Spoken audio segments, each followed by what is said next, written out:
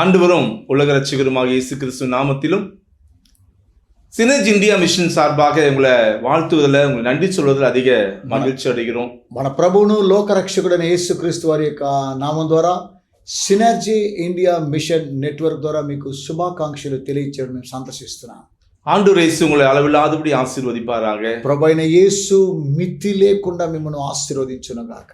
இப்பொழுதும் நம்ம ஆண்டவருடைய செய்தி சுமந்து வந்திருக்கிற ரெவரண்ட் டாக்టర్ సైమన్ పొన్నే அவருடைய செய்தி நம்ம இப்போது கேட்கிறோம். ఈరోజు దేవుని యొక్క వర్తమానాన్ని మోసుకొని వచ్చినటువంటి రెవరెండ్ డాక్టర్ సైమన్ పొన్నయ్య గారి యొక్క సందేశాన్ని మనం విందాం. இன்றைக்கு யோவான் எழுதிய நற்செய்தி நூலிலிருந்து இதை போலத்தொரு தருணத்துக்காக கடவுளின் திட்டத்தை சித்தத்தை அருள்பணி மிஷனரி பணி நற்செய்தி பணி சிந்தைக்காக தேர்ந்தெடுத்திருக்கிறோம். யோவான் எழுதிய நற்செய்தி நூல் நம்முடைய பழைய மொழிபெயர்ப்பில் ஆதியிலே வார்த்தை இருந்தது, 1ஆம் அதிகாரம் 1ஆம் வசனம். அந்த வார்த்தை தேவனிடத்தில் இருந்தது, அந்த வார்த்தை தேவனாய் இருந்தது, அவர் ஆதியிலே தேவனோடு இருந்தார் என்று துவங்குகிறது. துவங்கிவிட்டு 14வது வசனம், அந்த வார்த்தை மாம்சமாகி கிருபையினாலும் சத்தியத்தினாலும் நிறைந்தவராய் நமக்குள்ளே வாசம் பண்ணினார், அவருடைய மகிமையை கண்டோம், அது பிதாவுக்கு ஒரே பேரானவருடைய மகிமைக்கு ஏற்ற மகிமையாகவே இருந்தது. துவக்கங்களின் துவக்கம் என்று அப்படி ஒரு துவக்கத்தை சொல்லலாமா? நம்முடைய சிறுவர் சிறுமியர் இப்போது இருக்கிற விஞ்ஞானத்தின் வளர்ச்சியின் அடிப்படையில் ஆதியாகமத்தின் புத்தகத்தை தியானிக்கிறார்கள். கடவுள்கள் இல்லாத ஒரு உலகத்தை விஞ்ஞான உலகம் சித்தரிக்கும் போது இவைகள் கேள்வி நகை செய்யப்படுகிறது. ஆதியாகமம் புத்தகம் 1ஆம் அதிகாரத்தின் 1ஆம் வசனம், ஆதியில தேவன் வானத்தையும் பூமியையும் சிருஷ்டித்தார் என்று துவங்குகிறது. பூமியானது ஒருங்கன்மையாக இருக்கிறது, வெறுமையாக இருக்கிறது, ஆழத்தின் மேல் இருள் இருக்கிறது, தேவாவியானவர் ஜலத்தின் மேல் அசைவாடி கொண்டிருக்கிறார். அங்கே தேவன் வெளிச்சம் உண்டாக வெளிச்சம் உருவாகிறது, பகல் உண்டாக இரவுக்கு இருளுக்கு இரவு என்று பெயரிடுகிறார். இப்படி வேதவசனத்தின் துவக்கங்களின் துவக்கம் எப்படி இருந்தது என்று வேதவசனம் கூறுகிறது. இவைகளை உண்மை என்று நம்புகிற நாம் நம்முடைய பிள்ளைகளுக்கு அதை போதிக்கும் போது, நம்முடைய இளம் தலைமுறைக்கு இருக்கிற விஞ்ஞானத்தின் வளர்ச்சியில் இதை சொல்லிக் கொடுக்கும் போது, இதை சரியான விதத்தில் பார்ப்பதற்கும் கற்றுக் கொடுக்க வேண்டியது இருக்கிறது. இல்லை, வசனம் சொல்லுகிறது ஆதியில என்றால் நாம இந்த பூமியை அறிவதற்கு 1000 ஆண்டுகளுக்கு முன்பு பூமியிலே மனிதர் என்கிற அமைப்பே உருவாகும் முன்பு, வானம் பூமி இருள் வெளிச்சம் இவைகளெல்லாம் உருவாவதற்கு நம்முடைய கணக்குகளில் 1000 கோடி ஆண்டுகள் அப்படி சொல்லலாமா, 10,000 கோடி ஆண்டுகள் அதற்கு முன்பாக கடவுள் ஆதியாயிருந்தார், துவக்கமாக இருந்தார். ஆதியில கடவுள் இருந்தது, வார்த்தையாயிருந்தார். அந்த வார்த்தை கடவுளாக இருந்தது. இதை மூலப்பதத்தில் லோகோஸ் என்று கூறுவோம், கிரேக்க பதத்தில். அந்த வார்த்தை தேவனிடத்திலிருந்து தேவனாயிருந்து, வசனம் என்ன சொல்லுது? யோவான் இதை நமக்கு கற்றுத்திருக்கிறார். 14வது வசனத்தில், அந்த வார்த்தை மாம்சமாகி, ஜீபூம்பா அல்ல. நம்முடைய பள்ளிகளுக்கு கருப்பு குல்லாய் அணிந்து சட்டை அணிந்து வருகிற மேஜிக்காரர்களை போல அல்ல ஆண்டவருடைய படைப்பின் திட்டம். 1000 கோடி ஆண்டுகளுக்காக ஆண்டவரின் அநாதி திட்டம் மனிதர்களுக்காக தரப்பட்டு நுணுக்கமாக, இல்லையா, எத்தனை 1000 கோடி செலவு செய்து சந்திர மண்டலத்துக்குள்ளாக நம்முடைய விண்வெளி இயந்திரங்கள் இணைகிறது, இறங்குகிறது. அத்தனை நுணுக்கமாக ஆண்டவர் அவைகளை உருவாக்கி படைத்து மனிதனில் அவைகளை ஆளுகை செய்வதற்காக படைத்த பின்பு நடைபெறுகின்ற சம்பவத்தை தான் யோவான் நற்செய்தி அதன் வெகு அழகான வெளிப்பாடாக இதை சொல்லுகிறார். வார்த்தை இருந்தது. இதன் பின்னணியத்திலே தான் இந்த 1 அதிகாரம் 14 வசனம் வாசிக்கிறோம். அந்த வார்த்தை மாம்சமாகி, கடவுளின் வார்த்தை லகாஸ் சொல்லப்பட்டாச்சுன்னா வானம் வருகிறது, பூமி வருகிறது, இருள் வருகிறது, பகல் வருகிறது, சூரியன் சந்திரன் உருவாகிறது. அந்த சொல்லப்பட்ட அந்த வார்த்தை மனிதரிலே வந்து வாழ்வதற்காக வந்து பிறந்தது. அதுதான் கிறிஸ்மஸ். அந்த வார்த்தை மாம்சமாகி இல்ல வந்து பிறந்த மகத்தான அவருடைய திட்டம். கிருபையினாலும் சத்தியத்தினாலும் நிறைந்தவராய் நமக்குள்ளே வாசம் பண்ண வந்தார். காலங்களை கடந்த கடவுள் மனித அறிவுக்கு அப்பாற்பட்டவர், அடக்க முடியாதவர். நாம் புரிந்து கொள்ள வேண்டும் என்பதற்காக நமக்குள்ளே வந்து பிறந்ததுனால அவரை அறிகிறோம், அவரை புரிகிறோம். என்னோடு அவர் சம்பந்தம் கொள்கிற உறவு கொள்கிறோம். அந்த ஆண்டவரை இந்த திருமறை பகுதி நமக்கு கற்றுத்தருகிறது. சத்தியத்தினால் கிருபையினால் நிறைந்தவராய் நமக்குள்ளே வந்து வாசம் பண்ணினார். அவருக்கு ஒரு அழகு இருந்தது, மகிமை. அத நாங்கள் அவருடைய அடியவர்களாகிய அப்போஸ்தலராகிய நாங்கள் கண்டோம். பிதாவாகிய கடவுள் தம்முடைய குமாரன் கிறிஸ்துவுக்கு தந்த அந்த மகிமை இருந்தது.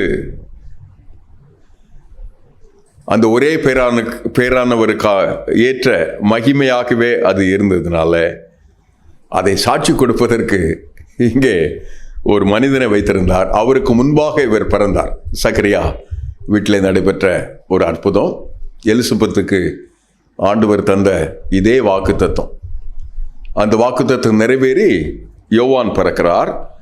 இவருக்கு முன்பாக பாதைகளை செவ்வைப்படுத்துவதற்காக ஏசாயா அழைத்தாரே, அந்த அழைப்பை நிறைவேற்றுகின்ற முனிவராய், பின் வருகிற அவருக்கு சாட்சி கொடுக்கிறவராய், அவரிலும் மேலானவராய் இவரை மனதிலே கொண்டு, இவரை தான் நான் சொல்வதற்காக வந்தேன், நான் யாருமே இல்லை, வனாந்தரத்தில் ஒலிக்கிற ஒரு ஒலி. ஆஹா, என்ன அழகான ஒப்பு கொடுத்து, அப்படிப்பட்ட ஒலியாய் தம்முடைய காரியத்தை அவர் சொல்லிட்டு இவரை அறிவிப்பதற்காய் இந்த திருமுகத்தை, இந்த கடிதத்தை, இந்த நற்செய்தியை நான் எழுதுகிறேன்.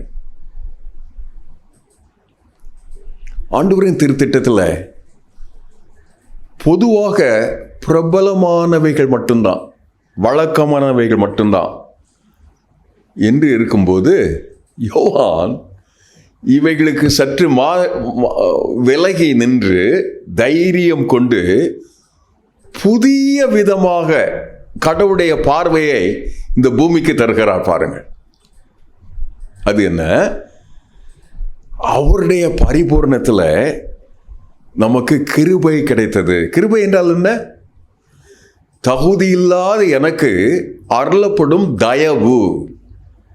எனக்கு யோகியதே இல்லை, எனக்கு பின்னணியே இல்லை, நான் ஒரு பொருட்டே அல்ல என்று இருக்கிற நிலையில் எனக்கு அவராக வந்து தன்னை தந்து தம்மை வெளிப்படுத்துகிறார் இல்லையா?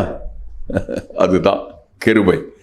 இங்கே வசனம் சொல்லுகிறது, அவருடைய பரிபூர்ணத்தினாலே, ஆண்டவர் இந்த நிறைவை எனக்கு தந்ததுனால, அவருடைய குமாரனாகிய கிறிஸ்துவின் மூலமாக எனக்கு அதை அருளியதுனால, கிருபை மட்டும் அல்ல, கிருபையின் மேல் கிருபை, ஒன்றிணைந்து இன்னொன்றோடு, ஒன்றன் பின் ஒன்றாக, ஒன்றுக்கு முன் ஒன்றாக நிலையான அந்த கிருபையை வழிந்தோடும் அந்த கிருபையை அவருடைய பரிபூர்ணத்தினால எனக்கு ஆண்டவர் நிறைவுக்காக, நேராக, எனக்காக, நிரப்புதலுக்காக தருகிறார். அவராக வந்து எனக்கு இந்த கிருபையை தருவதனால கடவுளின் பண்பு, அவருடைய திரு திட்டம், அவருடைய நன்மை எனக்குள்ளாக அத்தனையாய் வந்து விடுகிறது. அந்த கிருபையை எண்ணியவர்களாக ஆண்டவருடைய சன்னிதானத்தில் நிற்கிறோம். ஒரு முறை இந்த கிருபையை அறிமுகம் செய்த யோவான் உடைய வாழ்வை பற்றி எங்களுடைய சபையில் இந்த போதகர் பேசிக் கொண்டிருந்தார்.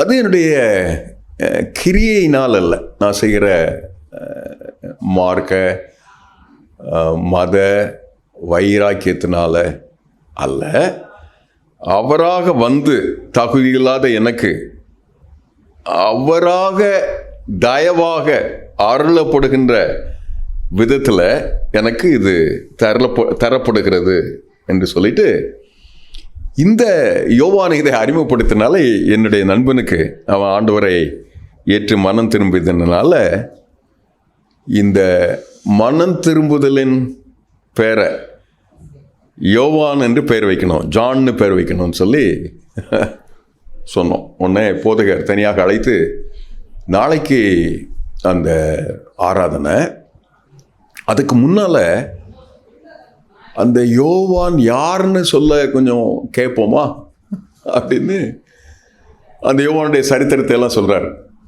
கை காலெல்லாம் நடுங்கி போயிட்டோம். நடிக்கிறா, நாடகம் ஆடுறா ஒரு சிறு பெண். அவள் கேட்டதற்காக அந்த நாட்டின் அரசன் இவனுடைய தலையை, இவனை பாராட்டுகிறவன், இவனுடைய சொற்றொடரை கேட்கிறவன், இவனுடைய சொற்பொழிவை கேட்கிறவன், இவனுடைய வைராக்கிய வாஞ்சிய மொத்தமும் மிச்சுகிறவன். அவன் திடீர்னு அவளுக்கு கொடுத்த வாக்கை அந்த கூட்டத்தில் தன்மானத்தை காப்பாற்ற வேண்டும் என்பதற்காக அவருடைய தலையிலேயே, அவருடைய தட்டிலேயே அந்த தலையை வெட்டி வந்து கொடுக்க வேண்டியதாக இருந்தது. கடவுளின் திட்டத்தில் ஆசை இருக்கிறது, நிறைந்த ஆசை இருக்கிறது. தலைமுறையாக கடவுளின் ஆசை வழிந்தோடுகிறது. கிருபையின் மேல் கிருபை இருக்கிறது. அதன் வழியாக பயணிக்கும் போது கீழ்ப்பிடிதல் இருக்கிறது. அதில் நிறைவு இருக்கிறது, பரிபூர்ணம் இருக்கிறது. கிருபையின் மேல் கிருபையில் யோவானுக்கு ஆண்டவர் தந்த கிருபை அந்த தட்டில், தாளத்தில் தன்னுடைய தலை வெட்டப்படுவதற்கு ஒப்பு கொடுத்தது கிருபை. கிருபையின் மேல் கிருபை மிக முக்கியமான உபதேசத்தை கிறிஸ்துமஸ் காலங்களில் நம்முடைய சபையில் சொல்ல வேண்டிய தேவை இருக்கிறது. இப்போ அந்த போதகர் சொன்னார், அந்த பேரை ஜான்னு உனக்கு வைக்கணும்னு உன்னுடைய நண்பர்கள் வந்து என்னை கேட்குறாங்க, வைக்க போகிறேன், அப்படியே நாளைக்கு உனக்கு ஞானஸ்தானம் கொடுக்குறேன், ஆனால் அப்படி ஒப்பு கொடுத்துலாம் இருப்பியா? ஆண்டவர் வைத்தா வைத்த இடத்துல, எடுத்தா எடுத்த விதத்தில், வைப்பதற்கும் எடுப்பதற்கும் இடையில உன்னை எப்படியெல்லாம் வனைய விரும்புகிறாரோ அப்படியெல்லாம் வனைவதற்கு நீ உன்னை ஒப்பு கொடுப்பியா? அப்படியே ஜானுக்கு அப்படியே ஒரு பெயர் கொடுத்தார். பரவசமாக இருக்கிறது.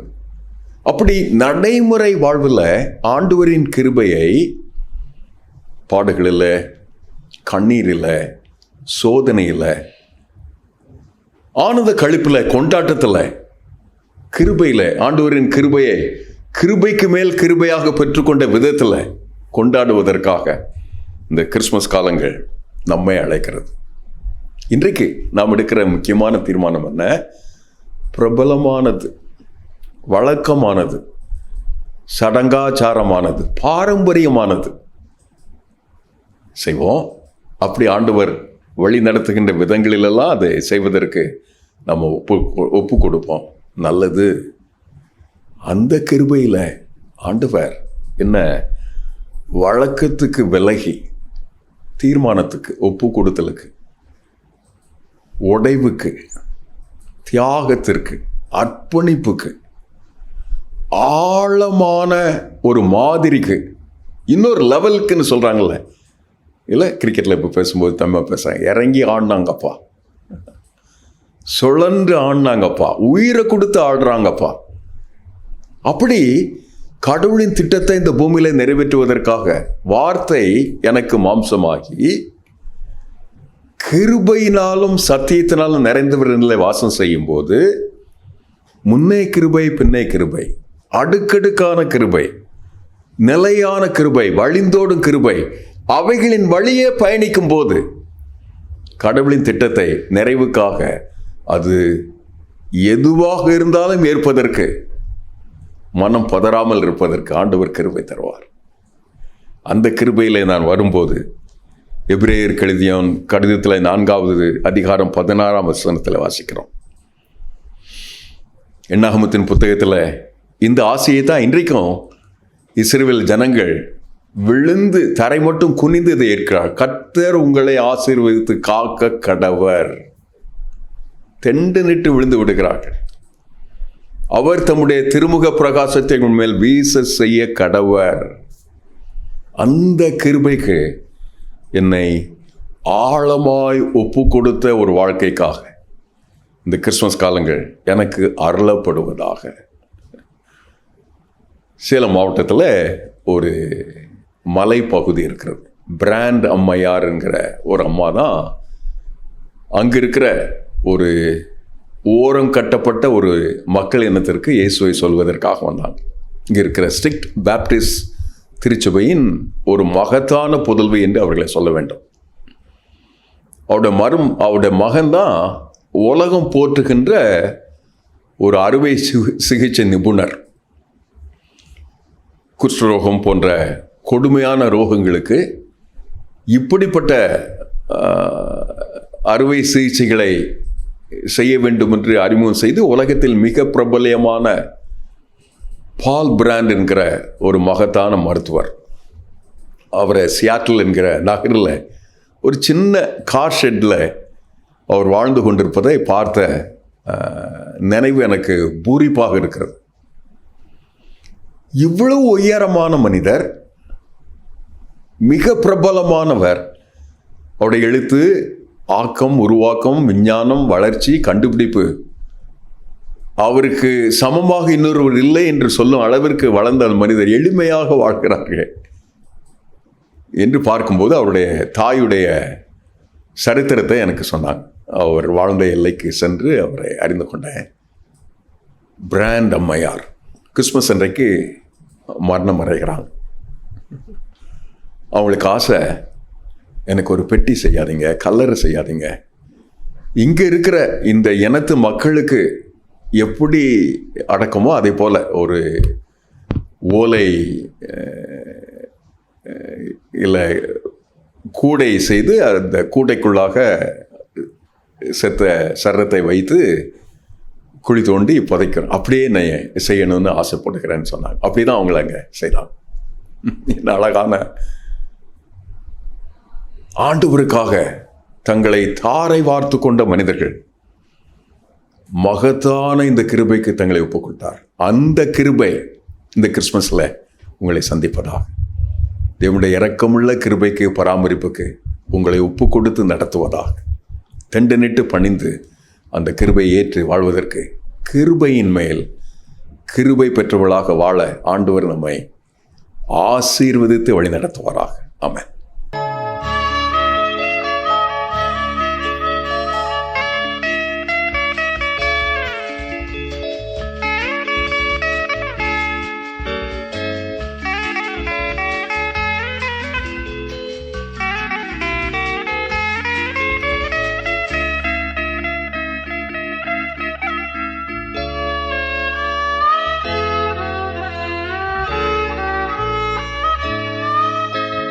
காலம் வேகமாய் ஓடுதே, கருத்தில்லாமல் வாழ்ந்தே, கண்ணும் கருத்துமாய் வாழ்ந்திட உதவி செய்யும் தேவா, எனக்கு உணர்வு தாரும் தேவா, உதவி செய்யும் தேவா, எனக்கு உணர்வு தாரும் தேவா.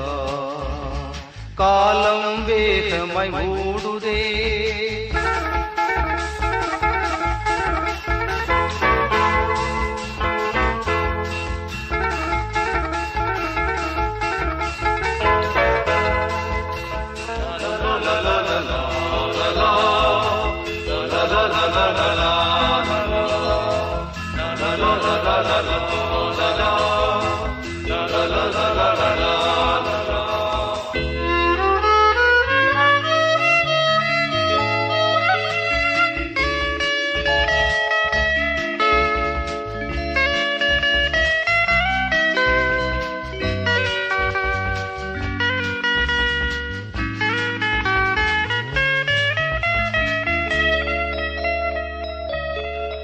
உள்ளத்தில் மாற்றம் தேவை எனக்கு, வெளிவேஷம் என்றும் வேண்டாம்.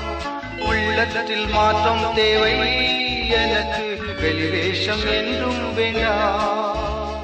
மறுரூப வாழ்வை தந்து என்னை உணவானாய் மாற்றிவிடும்.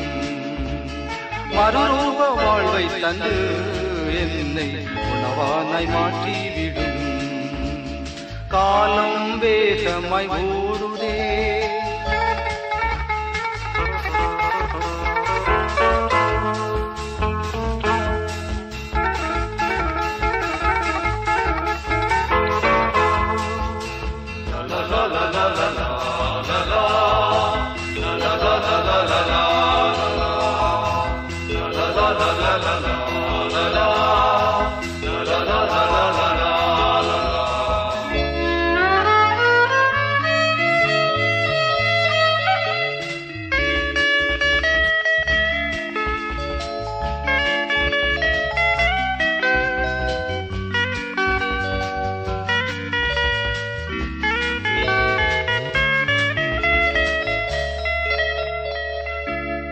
கல்வாரி காட்சி கண்டேன், அந்த காயங்கள் என்னால் என்றே. கல்வாரி காட்சி கண்டேன், அந்த காயங்கள் என்னால் என்றே. அன்பின் ஆழம் கண்டு அந்த அன்புக்கு அடிமை என்றே. அன்பின் ஆழம் கண்டு அந்த அன்புக்கு அடிமை என்றே. காலம் வேகமாய் ஓடுதே.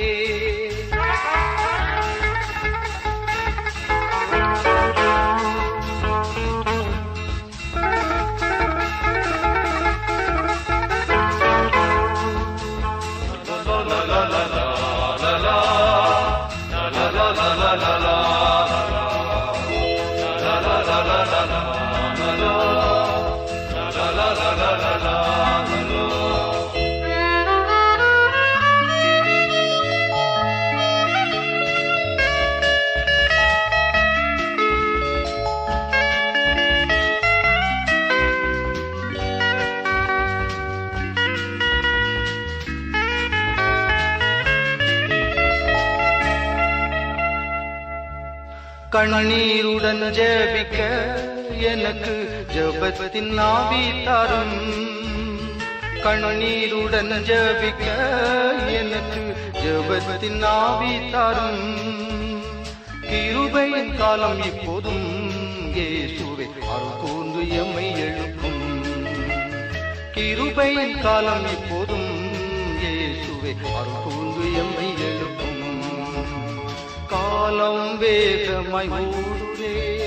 கருத்தில்லாமல் வாழ்கின்றே, கண்ணும் கருத்துமாய் வாழ்ந்திட உதவி செய்யும் தேவா, எனக்கு உணர்வு தாரும் தேவா. உதவி செய்யும் தேவா, எனக்கு உணர்வு தாரும் தேவா. காலம் வேகமாய் ஓடுதே. அன்பான தேவனுடைய பிள்ளைகளே, ప్రియమైన దేవుని పిల్లలారా, ஒரு అరుமையான పాటలు இப்போ நம்ம கேட்டோம்ல. ఓ అద్భుతమైనటువంటి పాటలు మనం విన్నాం కదా. కాలం వేగமாக ఓடுது, కరుத்து ఇల్లాமல் வாழ்கிறேன்னு சொல்லி ஒரு பாடல். కాలము అలాగ వెళుతూ ఉన్నది, ఏం అర్థం లేకుండా జీవిస్తూ ఉన్నాం అనిపిస్తుంది కదా. ஆனா நீங்க சொல்லலாம், நாங்க எங்க கருத்து இல்லாம வாழும், நல்லதான కరుతోட தான வாழ்கிறோம். మీరు అనుకోవచ్చు, ఏంటి మేము అర్థం లేకుండా జీవిస్తున్నాము, అర్థవంతంగానే జీవిస్తాను మీరు అనుకోవచ్చును. எப்படி நினைக்கிறீங்கன்னா, ఎలాగనుకుంటారంటే என் பிள்ளைகளை நான் ஏற்ற நேரத்துல நீங்க திருமணம் செய்வதில்ல, வீடு கட்டுவதில்ல, நான் பிள்ளை வேலை வாங்கி கொடுப்பது எல்லாம் நீ கண்ணு கருத்துமா நீங்க எல்லாவற்றும் உலக பிரகாரமான காரியங்களை కన్ను కరుతుమా செஞ்சுட்டு నా இருக்கீங்க. పిల్లలను చక్కగా చదివించాను, పెళ్లి చేశాను, మంచి ఉద్యోగాలు ఇప్పించాను, వాటన్నిలో మీరు చాలా మంచిగానే నడుచుకుంటున్నారు. ஆனா ஆண்டவர் இயேசுக்காக நீங்களும் நான் என்ன பண்ணியிருக்கோம்? అయితే ప్రభు అయిన యేసు కొరకై మీరు నేను ఏం చేస్తున్నాం? கடமைக்காக ஏதோ ஆலயத்துக்கு போகுது, கடமைக்காக ஏதோ கேட்கறான்னு சொல்லி கொஞ்சம் காணி கொடுக்குறாங்க. బాధ్యతగా ఏదో ఆలయానికి వెళ్తున్నాం, ఏదో ఇవ్వాలని ఇస్తున్నాం, అంతే కదా. ஆண்டுடைய ஊழியத்துல எவ்வளவு தேவைகள், எவ்வளோ காரியங்கள் இருக்கு. ஆலயம் கட்டணும், ஒரு முறை கூட கேள்விப்படாத ஜனங்க இந்த தேசத்துல கோடி கோடியா இருக்கிறாங்க. தேவனே ஏதாவது நீ கண்ணு கருத்துமா அதை யோசிச்சிருக்கீங்களா? దేవుని యొక్క కార్యములో, దేవుని యొక్క ఆలయాలు నిర్మాణం చేయాలి, మరి దేవుని ఎరిగినటువంటి వారికి సువార్తను ప్రకటించాలని మీరు ఎప్పుడైనా దీని గురించి మీరు ఆలోచించారా?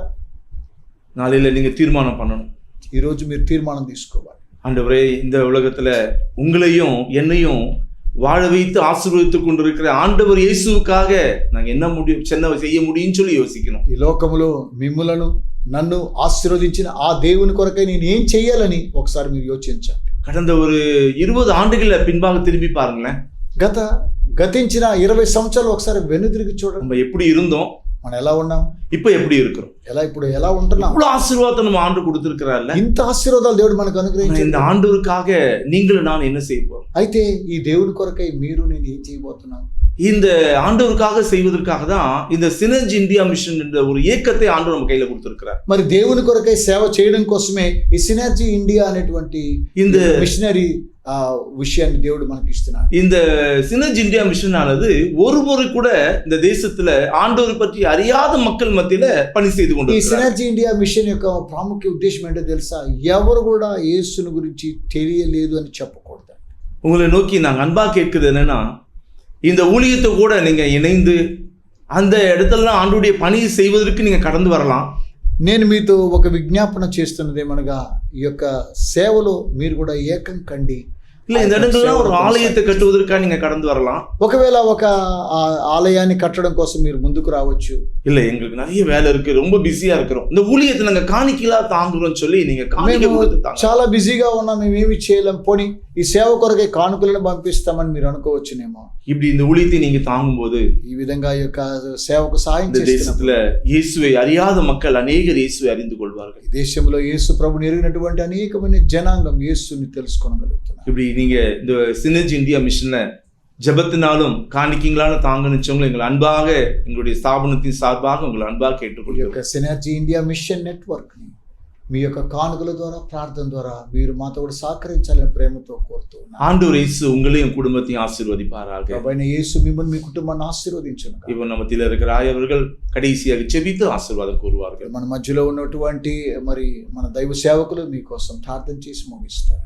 பரம தகப்பனே, அந்த நல்ல கிருபை கொண்டு எங்களை நடத்தும். இன்னொரு தருணத்தை எங்களுக்கு உம்முடைய வசனத்துக்கு முன்பாக உட்கார்ந்திருந்து கேட்க தந்தீர். அழகான மாதிரிகளை காண்பித்தீர். மகத்தான வேத ஆழங்களுக்கு எங்களை அழைத்து சென்றீர். அப்படியே எங்கள் தலைமுறைக்கு நாங்கள் வாழ்ந்து சுகித்திருக்க கிருபை தார். நீர் காட்டும் எல்லையிலே வாழ்வதற்கு எங்களுக்கு துணிவு தாரும், கீழ்ப்படிதல் தாரும், இரக்கம் செய்யும். இயேசுவின் நாமத்தில் ஜெபிக்கிறோம் நல்ல பிதாவே, ஆமென்.